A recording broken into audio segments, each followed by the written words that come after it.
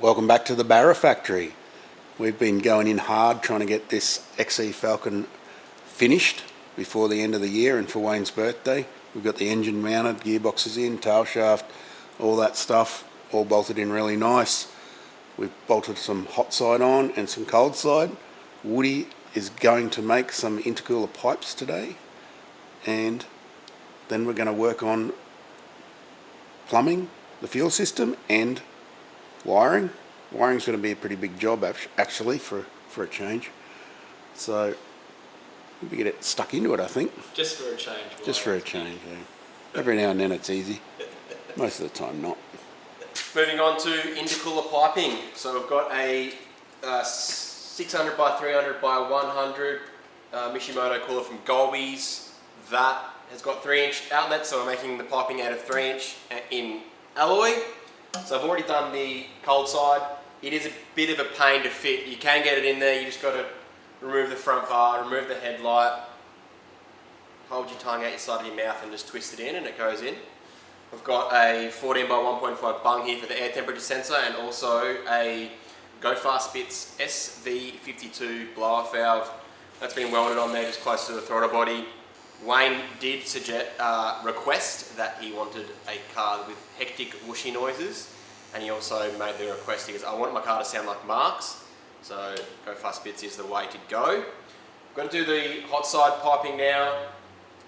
Probably coming closer, I'll give a look at this, what Wayne's done. So Wayne's already mocked this up a little bit. He's got the tape on there and it's pretty much well sitting where it needs to be welded. I'll probably have to just modify it a tiny bit. This is a good idea if you can't weld, but you're happy using a grinder or a bandsaw, whatever you're using to make your pipes. You can do that, mock it up and get it as close as you can for your mate to come and weld them. But don't do this and then take it to a workshop and say, hey, weld this, because you'll tape it in the wrong position, or you'll give it to old mate and then it will move and he'll weld it, and then it'll be, you'll blame him even though it's your fault. So get the fabrication done on the car. And speaking from Alan's experience, because he said that that's what happens. Was that me that did that to you, maybe? Probably. It's worth noting too, getting yourself a bead roller. Raceworks, I think they're about $400, don't quote me on that. It's a tool you'll have for life, and it's needed when you make piping, otherwise the pipes will blow off your Pajero when you don't bead roll the ends.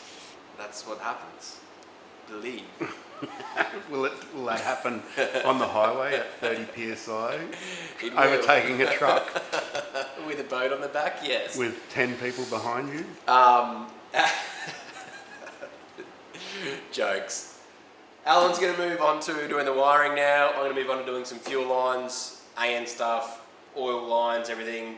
We're going to make a list for Wayne because he's going to come around on Tuesday, and suit the force. So let's get that done. You going to do wiring? Yep. Sweet. Okay, tacking.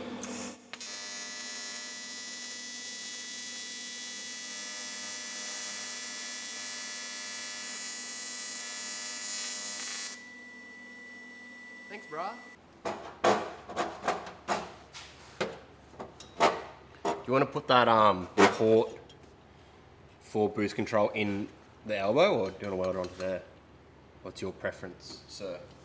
Doesn't matter, as long as it's got pressure. Take the compressor cover off, but it's yeah, held on by a couple of bolts anyway. We'll just go in there, tap that, that's easier, less welding, done. But you're so good at welding, guys. I am the best. Nuts.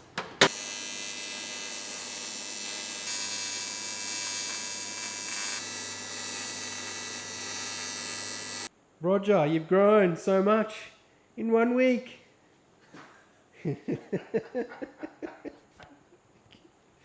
Almost legit though, don't you think? It's a girl, bro. Oh, come on. No. We've made a ton of progress on the car. We've been working on it pretty flat out. Both Woody, I and Wayne. He's been here off and on every few days when he gets a chance, just doing fiddly stuff. So all the intercooler piping and intake and everything's been fabricated.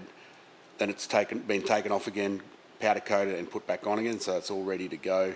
Our cooling system's ready to go as well. Thanks, Ryan. Yeah, thanks, Ryan, as always. So I've then spent the last 3 days on the, actually it's probably 4 days on the wiring loom. It has turned out to be quite a complex wiring job, which can go either way depending on how fussy you want to be about things. It's probably one below the Nexus install on the Bedford as far as complications go. Just the amount of sensors and stuff that we're using on it is the reason for that. So we're using an Elite 2500, and with that obviously we're using drive-by-wire throttle, which to me is a no-brainer. Works excellent. We've got a Bosch throttle body. It's an 82mm, so it's bigger than all of any of the factory option throttle bodies from BA or FG. It's got a Subaru pedal just because we had one, and that's all obviously wired into the ECU. I've had the wiring loom in and out of the car so many times I don't remember. So you're going in and out, testing lengths, cutting, going back in again, double checking, back out again. It is pretty easy to get in and out. The computer's mounted in the top of the glove box. Just turned out to be a nice safe place for it to be. There's also the wideband box, WB1 wideband. There's a gear position indicator box, which we used on Lee's Tirana as well. That comes from Next Level Motorsport in Brisbane. That allows me to take the park neutral switch on the side of the Jatco transmission, feed it all into the box, then it spits it out as a single input into the ECU. So we've got gear position now that we can display on the IC7 dash, which has replaced the original dash. So anything you want to see on that dash, or you want the ECU to be able to process, we need sensors for. So for that reason, I've had to add an I/O box. So it's an I/O 12, I think. So it's basically just another CAN box that has more inputs and outputs inside it. That's what I/O means. And then we're then able to add more pressure sensors and temperature sensors. Most of them are Bosch pressure and temperature sensors, 2-in-1s that we get from Golby's. Engine coolant, we've got pressure and temp. So coolant pressure is important when you're pushing engines hard. You can see potential failures through the coolant pressure.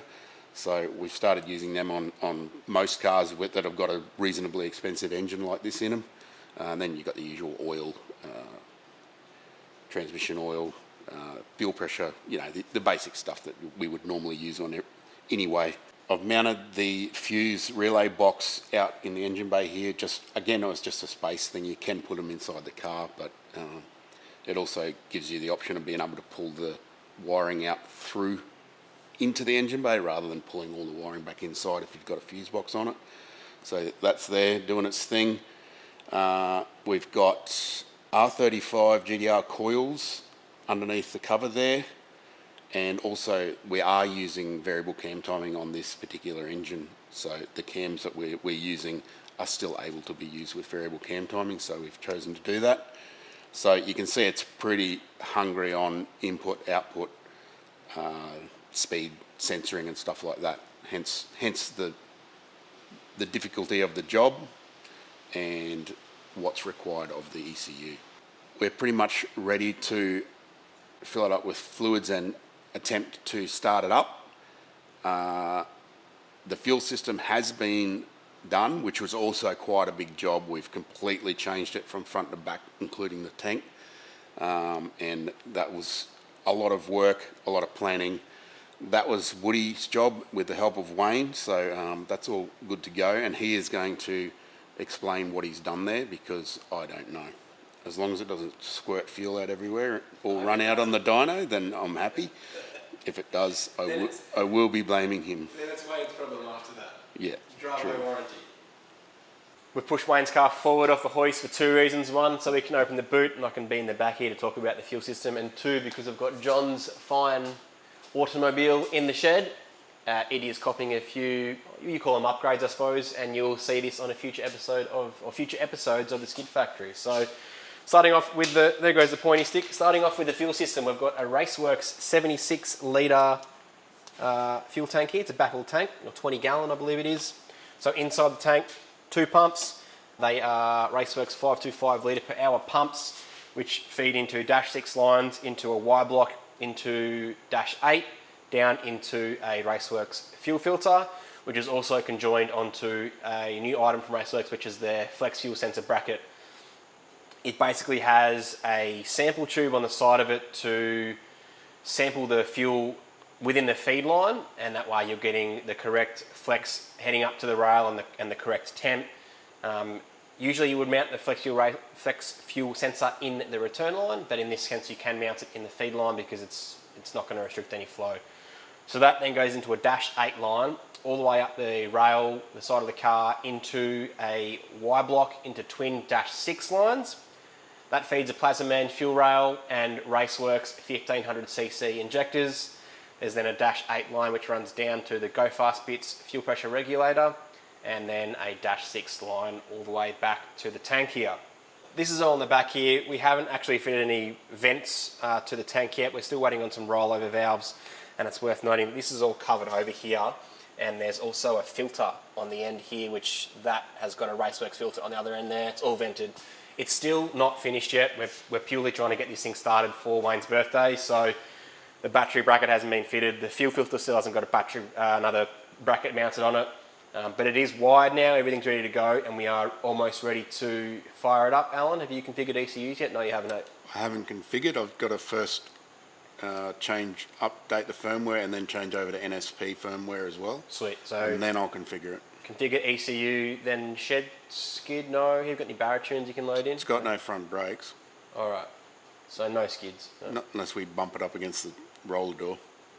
Well, like live stream mower spec. I don't think Wayne would be too keen on that somehow. All right, so you can quickly configure ECU, configure the ECU, and then you'll do a quickly in like first 2 start. hours. All right, I'll just change a scene, Hollywood, bam, ECU configured. We pretty much got everything in place in the engine bay, other than a few little bits and pieces like some heat protection here and some fittings for the boost control solenoid. It's Boxing Day today, so it's a bit hard to get stuff. The plumbing on the turbo on this is, we've deleted all the heater hoses and everything because there's no heater. It's just going to have air conditioning. We don't really need heaters where we live that much, so we've actually removed the complex piping system that was part of how the turbo cooling worked. And in this particular model of engine, the early ones, they are missing an extra fitting on the back of the cylinder block that we normally use to feed turbo cooling water to the turbo. That's to do with having an oil cooler for the ZF transmission. They have an outlet there that we normally use. So in this case, we've modified this top housing. The temperature sensor is normally in the back of the block and it's dry, but we're using a conventional wet temperature sensor and also pressure, which goes in through where the heater line used to come out, and underneath there is also an AN6 fitting that feeds coolant to the turbo, which then goes directly back into the back of the water pump, where what used to be a heater outlet as well on the back of the water pump. So we've simplified it and had to add some stuff because there are differences with the blocks. It's not a game changer, but or a deal breaker, but it still is. We've already fired it up. It does go, not very well, but so it's about time to hand it over to a tuner when we can get a hold of one. It'll probably be the Hoff, but he's probably sipping pina coladas at the moment, floating around on a blow up yellow banana. I suppose it's going to be yellow, isn't it? The Hoff will still be working, you know what he's like. He probably will, because he's like us. He's stupid enough to be working on at this time of year. So here we are. Should we fire it up? Yeah, I'm keen. Fire it up. Let's go.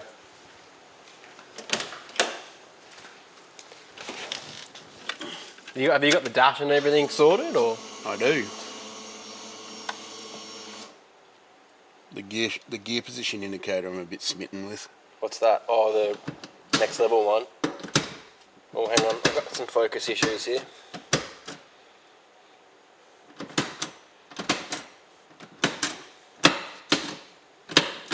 That is pretty cool. I do like that. Remember when I made one Yeah. and then made another one and then made another one. and then they never worked properly and then we bought that one off Scott at Next Level and it works? Well, I'm never doing that again. I'm just going to buy them from now on.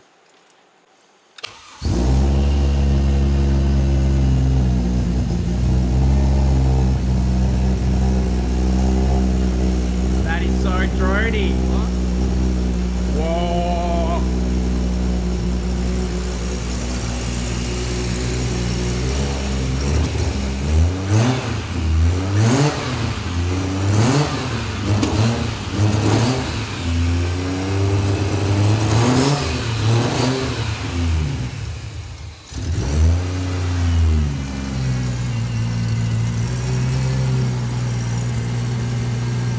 I can see the blow-off valve moving when you do that.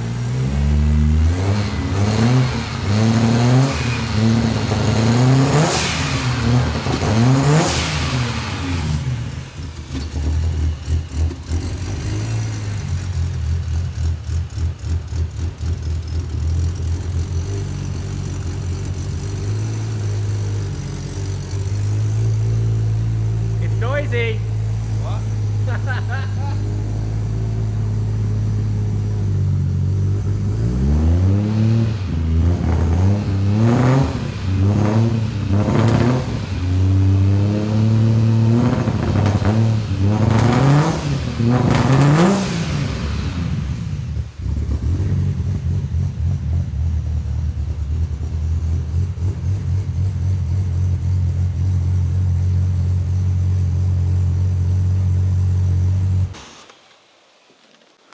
Sounds like a RB with a Power FC It on has it. got a... It is a bit raspy. Runs perfectly Remember that at episode? certain times. If I recall, I think it was maybe the VL episode where you're like, never rev your car untuned. It wasn't revving it very hard. 10 builds later, yeah, get into it, boys. So isn't that like an Italian tune-up? What's that? The rev tune? Yeah. Just keep revving it. And It's like the Power Crew special, bro. Yeah, just got it running, mate. Rant. it's like a carby. It runs about as good as a carby. Oh, shots fired. Speaking of carbies. Yeah. It's methanol though, so as long as there's a slight dribble coming. So it's even more eye-burning. It's like having an outboard. You just got to make sure it's got the dribble, the telltale coming out the exhaust, and then you know that it's tuned correctly. This would have to be the quickest build we've done, I think, episode-wise, maybe. Yep. I'm getting them Or down pat. either that or you just filtered out all the crap. I did filter out lots of crap. The next thing on the list for the car is obviously to get tuned, which is, it's currently Boxing Day, so we can't do that. Even though if we called the Hoff, he probably would say yes. You might. We're going to get that done in the new year. Speaking of the new year, we will be... Actually, this episode will probably come out the day before SUMMERNATS, eh? Maybe? Yeah, Yep. I think so. So we're going to be at SUMMERNATS from the 6th till the 9th of January. We're in Canberra. So if you're around the area, hop in your car, drive down, come and see us. If you do have a car there, don't be shy. Come and say hi. Take us for a run. We're all keen for skids and cruises and see how much power your car can make on the dyno. A couple of things before you leave. The inlet manifolds, we have designed them. We're still in the designing process, I suppose. This is kind of a bit of a prototype. We've fitted a couple. It's sorted, but we just need to work out production. It's Yep. obviously a fair job. So if you want to register your interest in one, please do. Yep. It fits in everything from like 1960s right through to BF, I suppose, or FG? FG. Yeah, you wouldn't use it, or you might. You might. Who knows? We've made it so it fits them all. So, and also 3 different types of throttle body. The big, that's 82mm Bosch, and BA, or 4 different types: BA, FG, and cable throttle. I don't know, AU or whatever. Yep. EL, AU. So we've tried to cover all bases with it. It also fits more than barras. It fits single overhead cams as well. So Yeah. it's it does it all. There you go. It slices, it dices, Steak. it juliennes. Steak knives not included. Yeah. So we're going to have a couple of weeks off now. Put my feet up, go fishing, go surfing. Alan will probably still be in the shed, I think, because that's how he rolls. We'll be back in the new year. Actually, Happy New Year, because it is the start of the year. We'll be back with more Ford content, starting with John's car, beautiful Ute, which you will be seeing some content of, and our biggest year yet It's coming. all Ford too. All Ford. Ford engine, gearbox and diff. Powered, same as this, Ford. Oh, no, it's not. Yeah. Nissan gearbox. Ba-bow. We're keen though. Lots of stuff, lots of our own cars, more Pajero. Yeah, I love that car so much. So does the internet. It's got good views. It's proven. Thank you all for watching our wonderful year. Thanks for all those that joined in for our Christmas live stream and for all of our donations, super chat donations. We really appreciate that. It got a bit messy at the end there, so if you watched it, you were lucky enough to see. That's why he's deleted it. Half drunk ass Woody, but It wasn't a whatever. shoey, but it was close. That what happens. It was a Toyota. Sweet as. Thanks for watching. See you in a couple of weeks. Cheers. Nothing else to add? No, No? Sweet as. going to sleep. Yeah, you look buggered. Righto.